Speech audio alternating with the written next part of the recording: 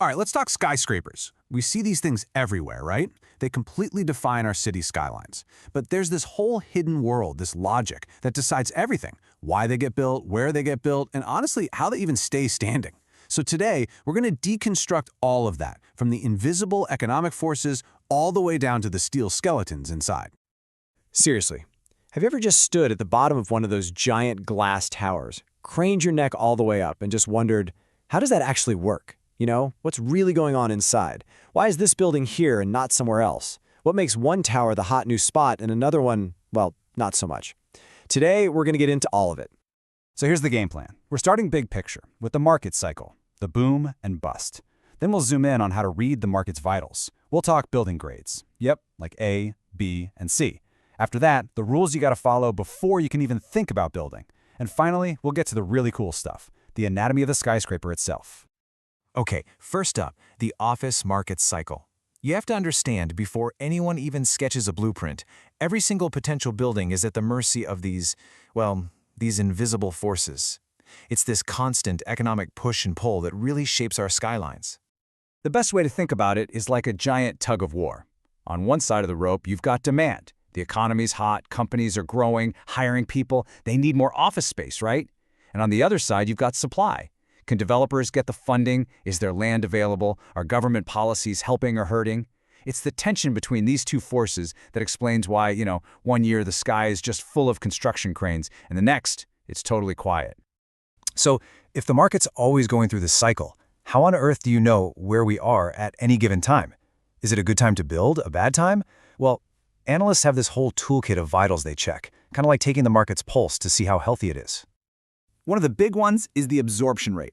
It's basically just a measure of how quickly empty office space is being leased up. But the key word here is net absorption. See, it's not enough to just count the companies moving in. You also have to subtract the ones moving out. That final net number, that's what tells you the real story. Is the market actually growing, or are tenants just shuffling around? And then you've got the vacancy rate. This one's super straightforward. It's just the percentage of all the office space in a city that's sitting empty. It sounds simple, but man, it is a powerful number. A low vacancy rate, that's a sign of a really strong market. A high one, that's a huge red flag for developers and investors. So when you put it all together, the total inventory, the new supply coming, absorption, vacancy, and rent rates, you get a full picture. And the key thing to remember is that you can't look at any of these in a vacuum. It's like a doctor's checkup. Sure, low vacancy looks great, but if you see a ton of new buildings under construction, you know that number could skyrocket pretty soon. You have to look at all these vitals together to get a proper diagnosis of the market. Okay, so even when the market is buzzing, not all office buildings are the same, not even close. They actually get graded, kind of like a report card in school. And that grade, class A, B, or C, it determines pretty much everything: the prestige, the tenants, and definitely the rent. And the breakdown is pretty much what you'd expect. Class A buildings, these are the stars of the show. Brand new, premium finishes, incredible views, prime location. This is where your top-tier law firms and big tech companies want to be. Class B is your solid, reliable workhorse. They're good buildings in good locations, maybe a little older, but they offer great value. And Class C, well, these are the most affordable, no-frills options. They're often older buildings that could use some love, but they get the job done for businesses on a tighter budget. So let's say the market is perfect. You've got the funding, and you're ready to build a shiny new Class A tower. You'd think you could just start digging, right? Nope. There's a whole other layer of invisible rules and regulations. Basically, a blueprint from the city that shapes the project before you even break ground. You have to think about it from the city's point of view. A new skyscraper isn't just a building. It's a huge new piece of the urban puzzle. Planners have to ask all these tough questions. How is this going to mess with traffic? Do we have enough water and power for it? Can our fire trucks even get there? Is this going to create a parking apocalypse? A building can't just exist for itself. It has to fit into the neighborhood, and that's what all these rules are for.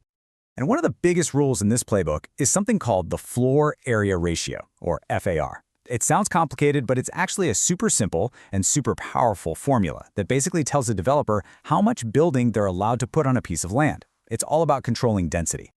Let's make it real simple. Imagine you've got a plot of land that's 20,000 square feet, and the city says the floor area ratio for that zone is 3.0. All you do is multiply those two numbers. 20,000 times 3, that's 60,000 square feet. That is the absolute maximum amount of floor space you can build. It's that one little number that stops someone from plopping a monster skyscraper in a neighborhood of small buildings. Okay, so we've covered the market, we've covered the rules, now for the part you've been waiting for. Let's peel back the glass and steel and actually look inside. We're talking the anatomy of a skyscraper, from its bones to its brains. When it comes to the skeleton, it really boils down to two main choices: steel or concrete.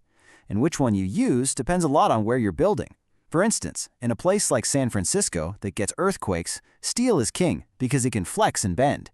But if you're building something super tall and skinny, the sheer strength of concrete under pressure is what you need. And honestly, these days, most of the smartest designs actually use a hybrid of both, getting the best of both worlds.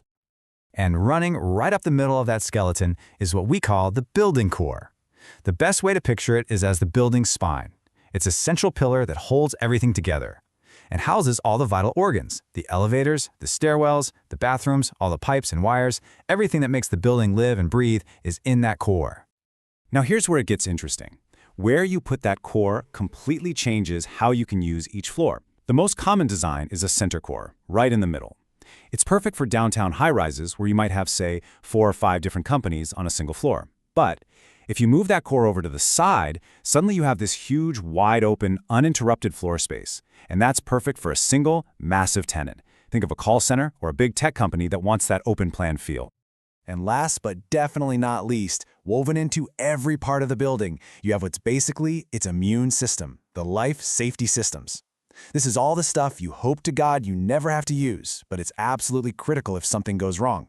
We're talking alarms, sprinklers, firewalls, backup generators, emergency lights, the whole shebang. It's all there for one reason: to keep people safe and get them out in an emergency. So there you have it. We've gone from the giant economic waves that build our cities all the way down to the nuts and bolts of a single skyscraper. So here's my question for you. The next time you walk into one of these massive office towers, what are you going to see differently?